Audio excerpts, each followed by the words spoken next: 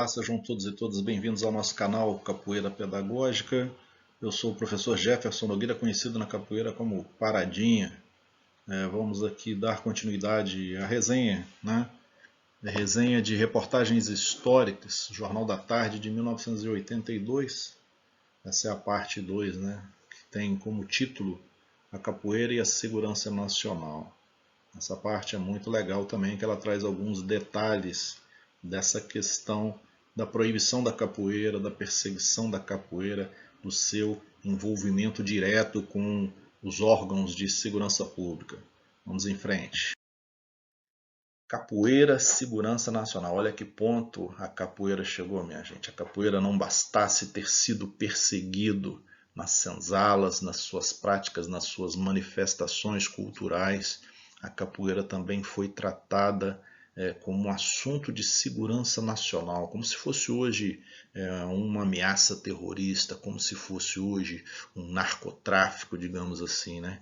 Houve vários conflitos entre os capoeiras e as autoridades ao ponto do assunto ser discutido como segurança nacional nos últimos dias do Império e nos primeiros da República. Estamos falando aqui, para situar historicamente, a proclamação da República se deu no dia 15 de novembro de 1889.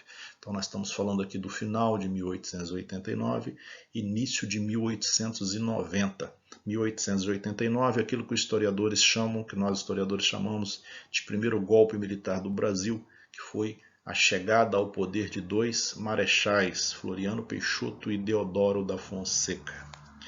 Os conflitos quase obrigaram o Marechal Deodoro da Fonseca a destituir seu gabinete, sendo o estupim o temido capoeira Juca Reis, José Elísio Reis. Mas não era um capoeira qualquer não. José Elísio Reis era filho do primeiro conde de São Salvador do Matozinhos. Então não era um capoeirista de rua, era um capoeirista que tinha uma linhagem nobre, né?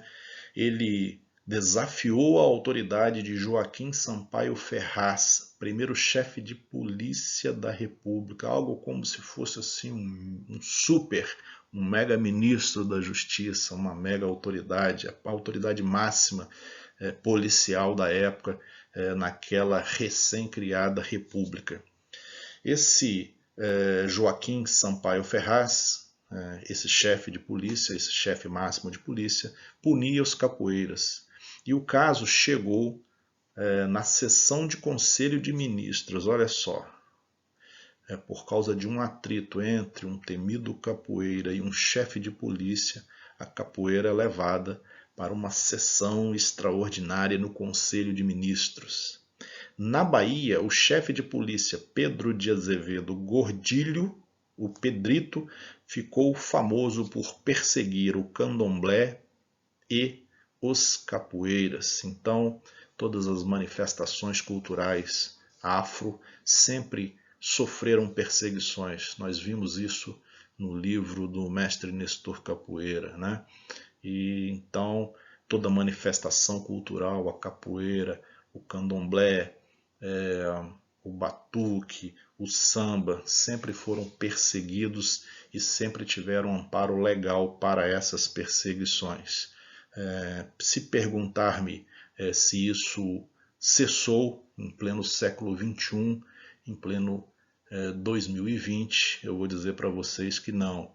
Basta dar uma pesquisada na internet que vocês vão ver templos de candomblé, templos de umbanda sendo apedrejado, sendo invadido a mando de traficantes, principalmente no Rio de Janeiro, em várias comunidades, onde se está sendo proibida a prática das religiões afro. Deprimente, em pleno século XXI, ainda temos esses resquícios dessa perseguição de outrora. Então nós vimos ali que no início do século XX, 1900 mais ou menos, a capoeira se via, né, muito perseguida, sendo elevada ao grau de problema de segurança nacional. Mas foi em 1937 que Manuel dos Reis Machado, o mestre Bimba, deu uma reviravolta. Situando em vocês mais ou menos no tempo histórico, 1937 é o período que começa o Estado Novo. da chamada ditadura Vargas. Vai de 1937 a 1945. Vargas já estava no poder desde 1930, né? Sob uma artimanha, uma articulação aí, dá-se um golpe e Getúlio Vargas chega ao poder em 1930, ele leva, e em 1937 ele dá um outro golpe, que é o Estado Novo, e fica no poder durante 15 anos. De 1937, então, o Estado Novo perdura até 1945.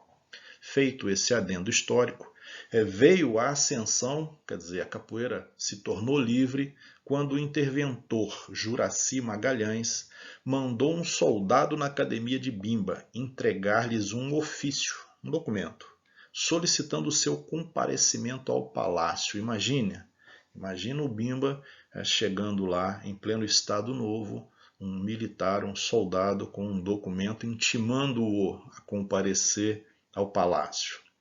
Bimba avisou a seus alunos: se eu não retornasse, era porque estava preso. Se não retornasse, era porque estava preso.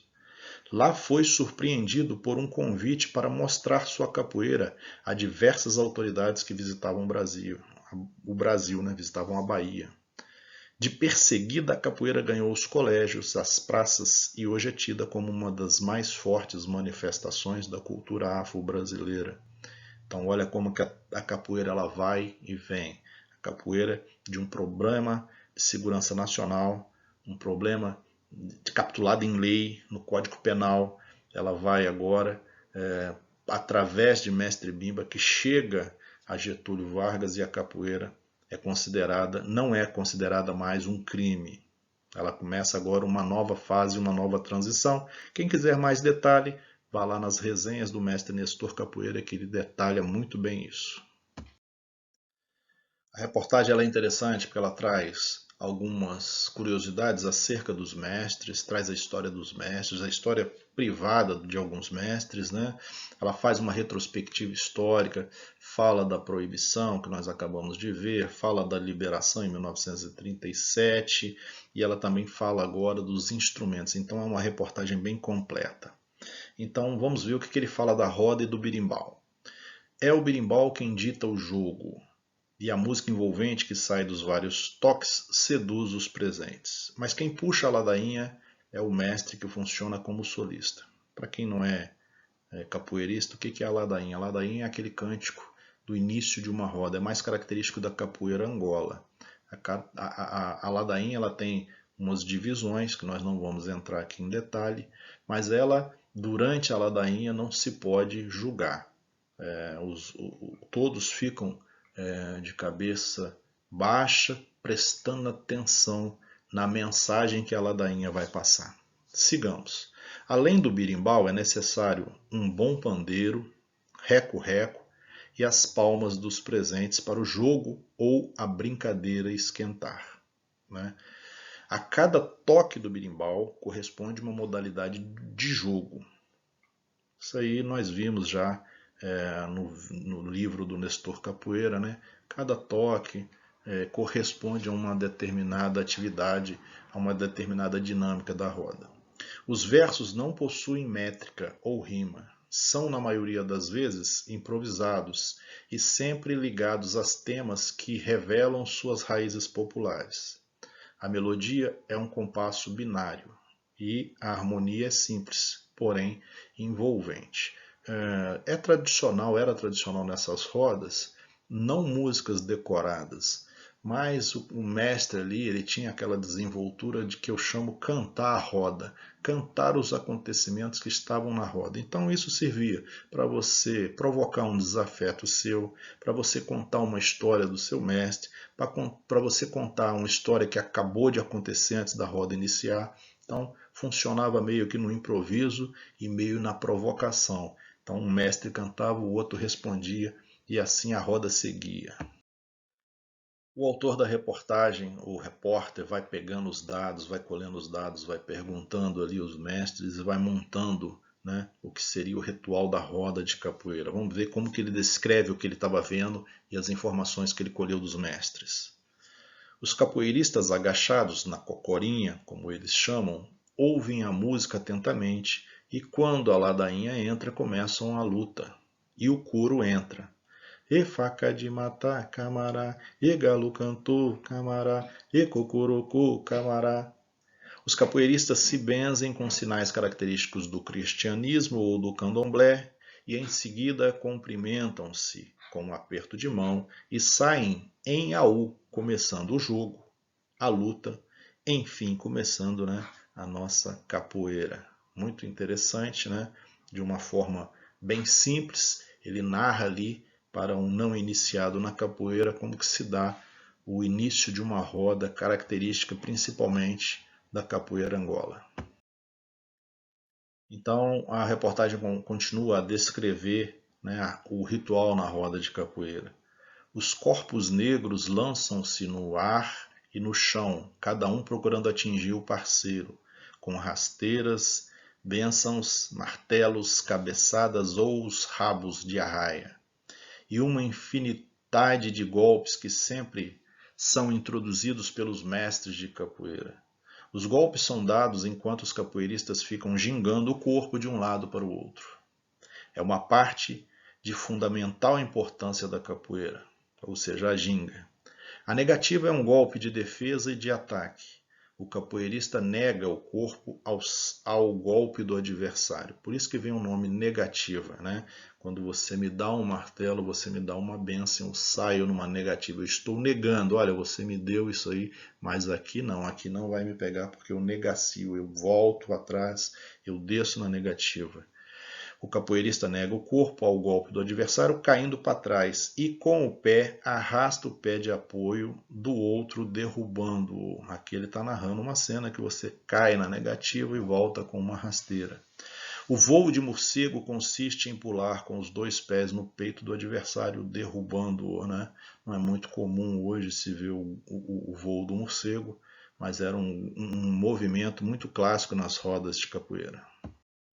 Como nós falamos na parte anterior, né, os elementos fundamentais da reportagem, a reportagem traz fatos históricos relevantes, traz curiosidades acerca da vida particular dos mestres, traz aí informações relevantes, muito interessante. Nós tentamos aqui, né, fazer agregar valor à reportagem, dando aí um enfoque histórico para que vocês consigam contextualizar em que período da história do Brasil nós estamos tratando. Até a próxima!